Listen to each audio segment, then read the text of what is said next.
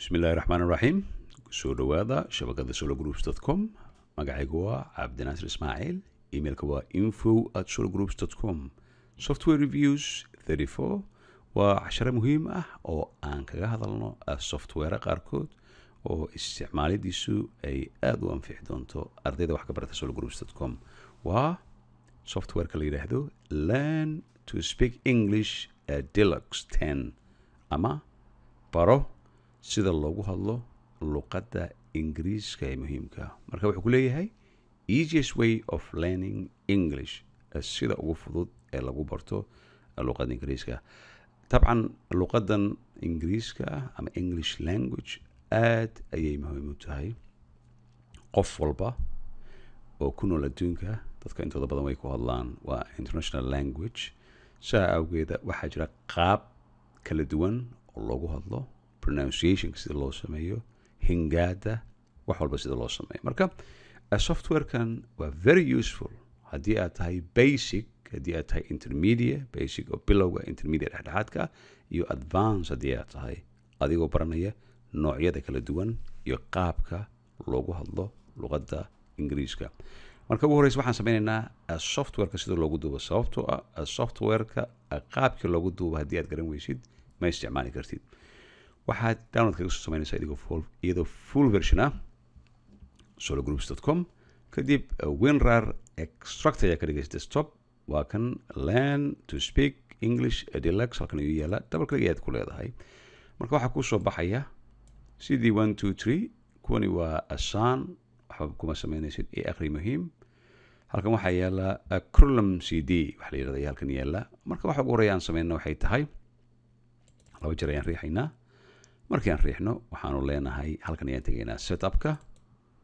waxaad leedahay setup ayaad leedahay sidii caadada software loogu duubo computerada, waa e-language-ka ay ku hadlayaan. marka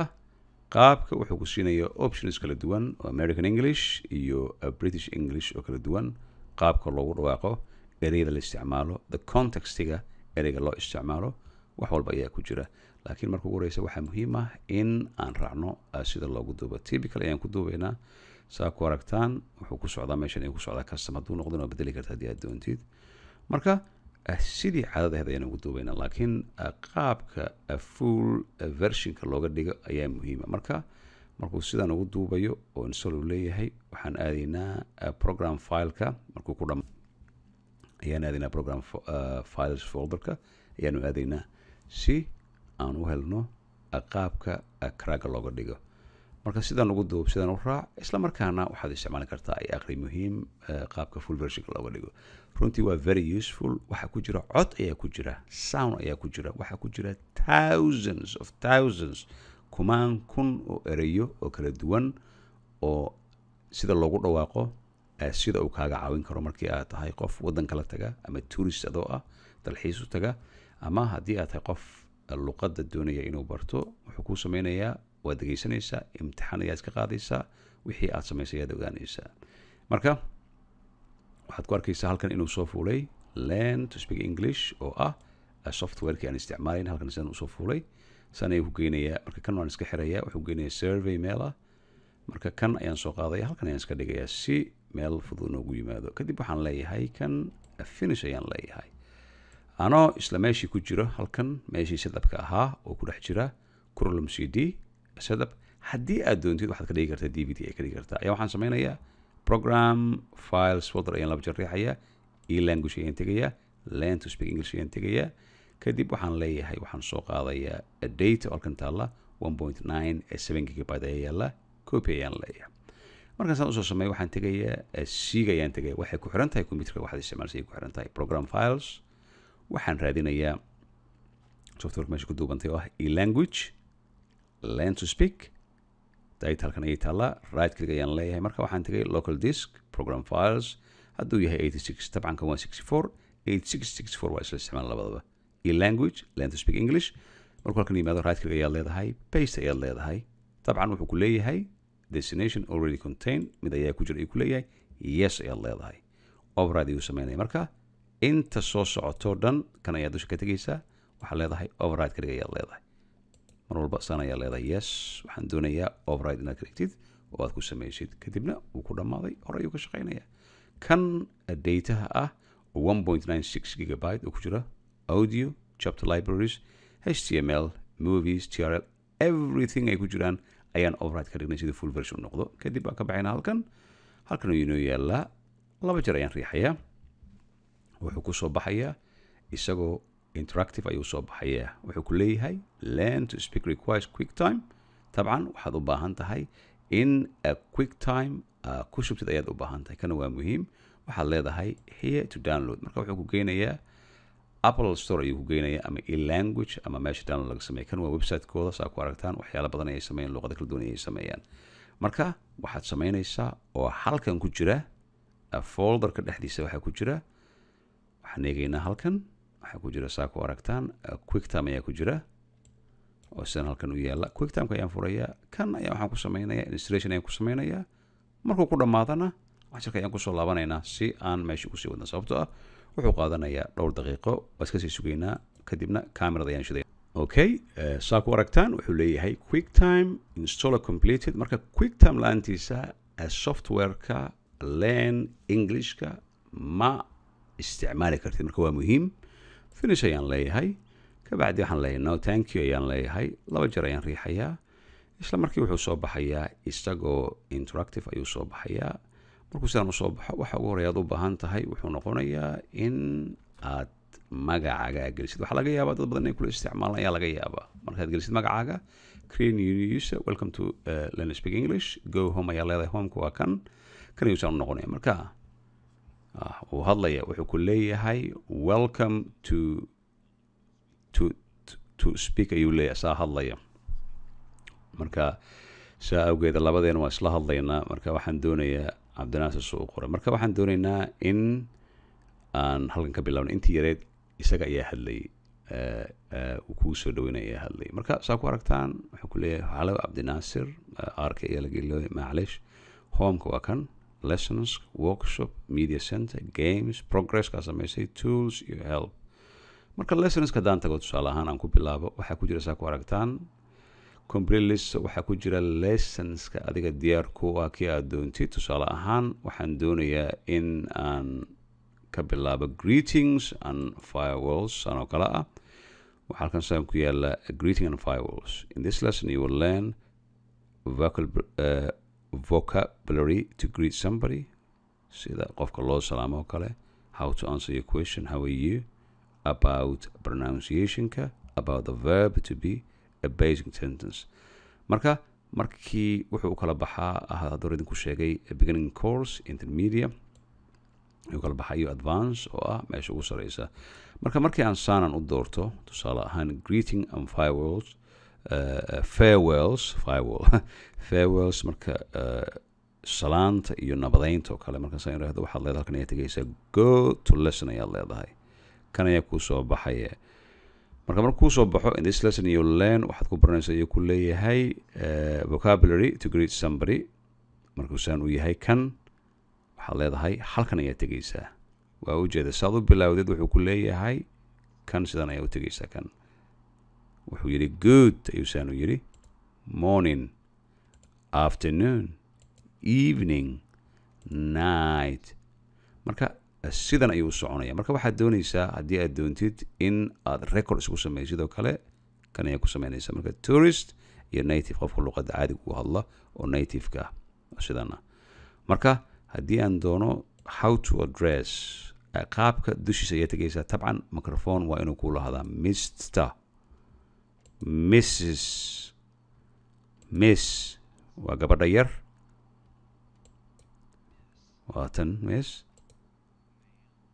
maama ugu yeeri kartaa qofkana sir waa ugu yeeri kartaa marka pronunciation san ayuu sameeyaa marka wuxuu ku leeyahay halkan note-ka hoose wuxuu ku leeyahay this is a comment from address from man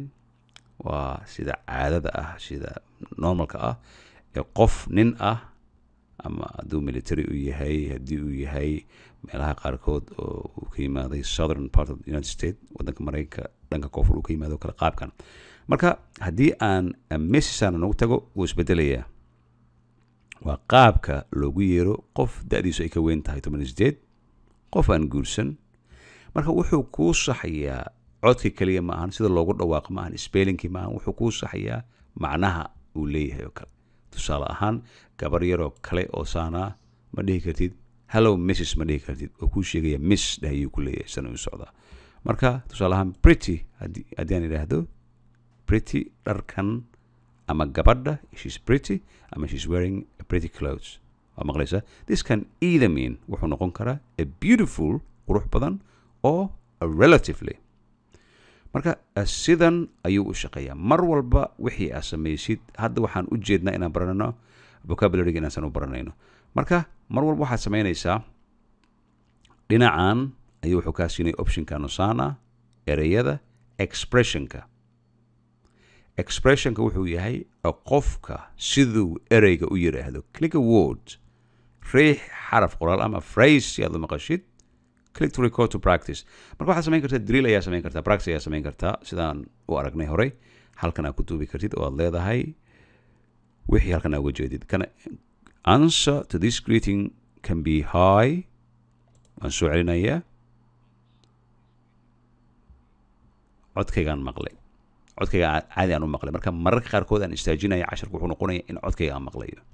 marka tusaale ahaan how are you waddanka maraykanka si looga yiraahdo iyo waddanka ingiriiska sida looga yiraahdo waa kala duwan yihiin how are you ay leeyihin maraykanka laakiin luqadda englishka oo cambridge oxford looga hadlo kaas xataa way ka duwan tahay ingiriisku wuxuu yidhahdaa soomaaliga ingiriiska ah english for africa kale how are you ay leeyihiin ingiriiska adiga waxay leeyihiin how are you english kale wuxuu leeyahay how are you marka waxay ku xiran tahay hadba meeshii luqadda loogu dhawaaqo qofka uga dhawaaqayo ugu hadlaya ka xiran tahay tan oo kale how is he going waddanka ingiriis oo kale tan oo kale lagu marko how is he going tusaale ahaan qofka haddii markii ugu horreysa aad is aragtaan how do you do how do you do hi how are you how do you do marka maraykanka waa ka duwan tahay marka communication marka la samaynayo waxaad answerkaaga ku record garayn kartaa kan wuxuu ku leeyahay listen to the question or statement then click record and record to the most suitable good morning kanaan riixaya good morning waa kaas soo sax fiiri hi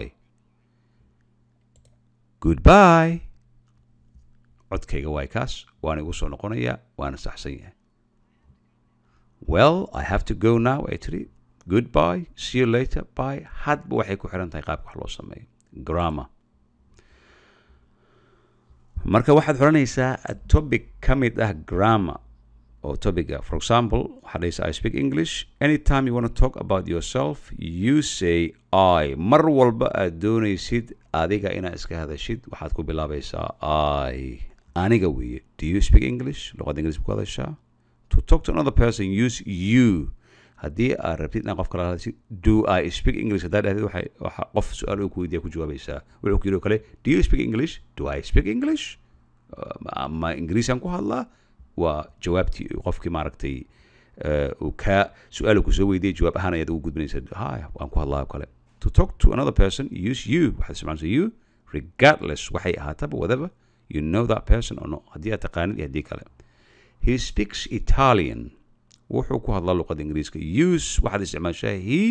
to talk to about a man wuxuu nin adoo ka hadlayo kale saas ayaa u samaynaysa marka grammar aad ayuu muhiim u yahay luqadda ingiriiska she speaks French waxaa ka hadlaysaa lady ama qof dumar ah ayaad ka hadlaysaa it speaks kan aad ayuu muhiim u yahay in English everything except the people is an it ma oran kartid daanyaroo kale he is monkey ma dhihi kartid waxaad u isticmaalaysaa it ayaa u isticmaalaysaa use it to talk about things animals anything that not a person waxaan ahayn ayaa ka hadlaysaa marka softwarekan learn to speak English waxaa hubaala qofkii 3 bilood isticmaala wuxuu noqonayaa very good English speaker they don't speak English kan waxay noqon they iyaga to talk about more than one person haddii laga hadlo wax ka badan hal qof halkan waxaa yaala reference for English pronunciations tusaale ahaan singularka ama wax singalka ah I pluralka we you he she it and they marka طبعا wuxuu u baahan yahay 5 saac ayuu u baahan yahay kaligiisa in laga sameeyo marka waxaa jira exercise ayaa jira waxaad xulaysaa saa u bilowdid exercise si aad u maqashid phraseka saan oo kale tusaale ah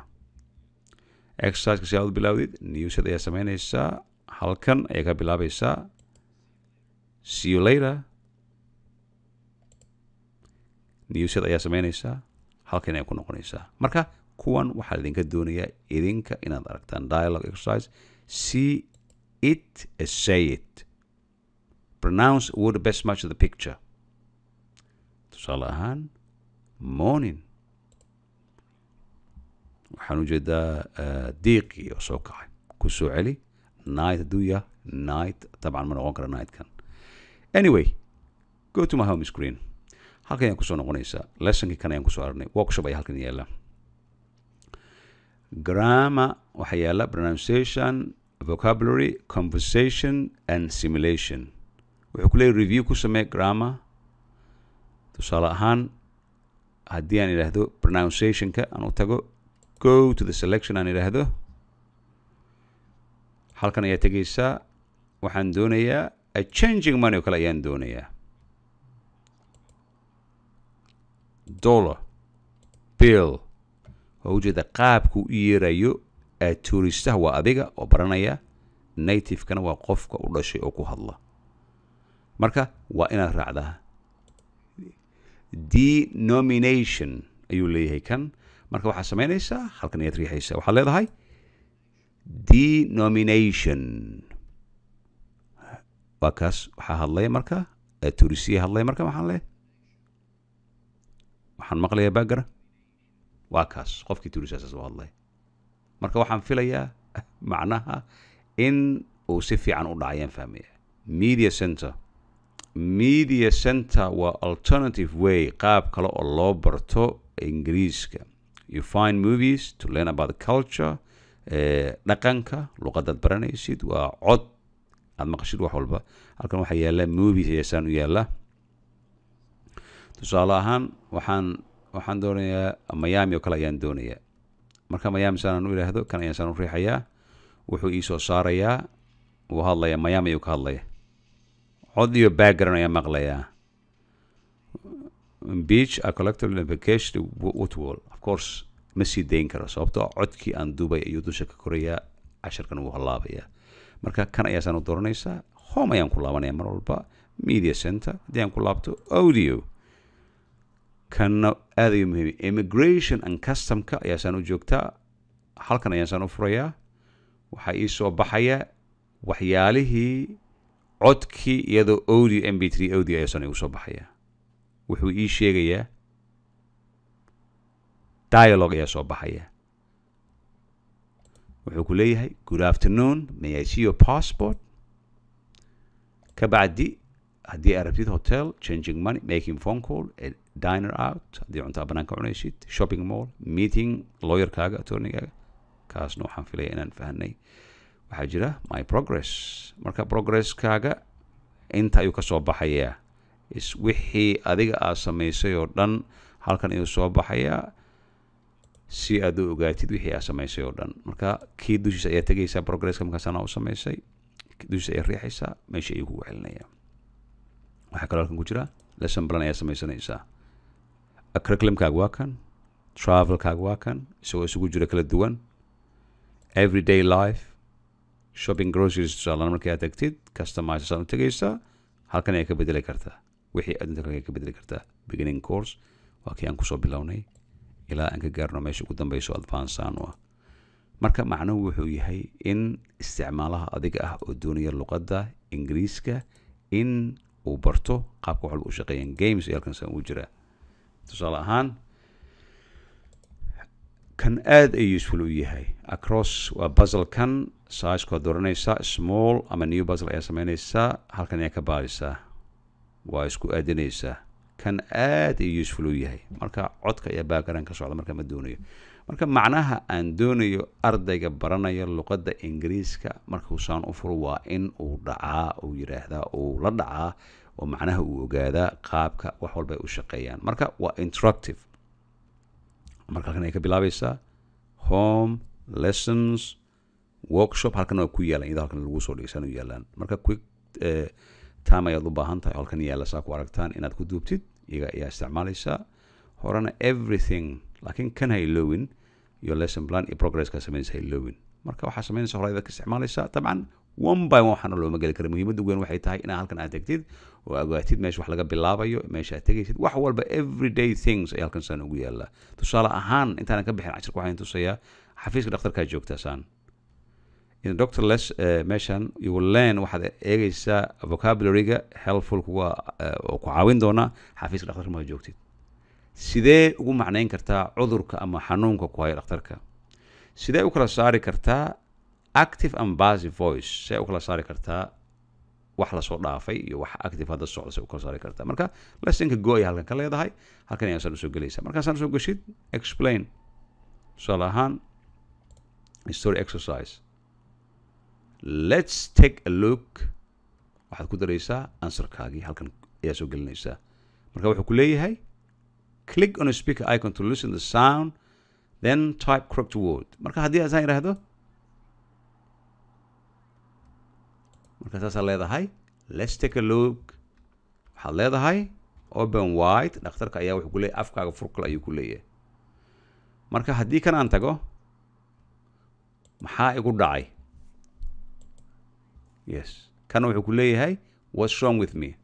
what is wrong san ayaa loo qoray with me kan haddii aan tago tusaale muxuu yahay symptomska adig ku haya muxuu leeyahay ayuu leeyahay symptomska ku haya muxuu leeyahay maxaa ku helay ayuu leeyahay waa ku qoraysaa halkan ayaa tegaysaa anyway check answers waa ujeedaa san ayuu kugu soo baxaya drugstore qaabku socdo niishad ayaa samayn kartaa waad bilaabaysaa halkan ayaa ka bilaabaysaa ilaa xalay waxaad leedahay since last night haddii aadan fahmin wuxuu ka hadlayo check answers ayuu ku leeyahay marka waa qaabka it comes and goes marka sidii exercise aad u samayn lahayd adiga unbay ku jirtaa marka ereyada isku aadan yahay ma dhihi kartid tusaale ahaan we have a fever chills and sore throat marka waxay noqonaysa dad badan inuu wada hayo hal mar ay wada yimaadaan marka haddii aad tirahdid take it to any drug store meel farmashiyaha ama chemist laga iibiyo alaabtooda gee ayaa lagu leeyahay si aad uga soo iibsid daawada uga soo iibsid marka halkan ayaad ka raacaysa one by one waqtigaaga qaado laakiin waxaa hubaal ah in progress aad weyn ka samayn doontid insha allah marka casharkeeni software review-ga ahaa aan kaga hadlaynay learn to speak English Deluxe 10 oo aad u xiiso badan kaasoo ah sida ugu fudud ee lagu barto luqadda Ingiriiska halkan ayaan kaga bixinaa wixii macluumaad casharkan ku saabsan ama casharada kale ee Solo Groups mar walba la xiriir info@sologroups.com anigoo ah macallin Cabdinaasir Ismaaciil intaa wada kulmi doona waxaan kaga tegayaa wassalaamu calaykum waraxmatullaahi wabarakaatuh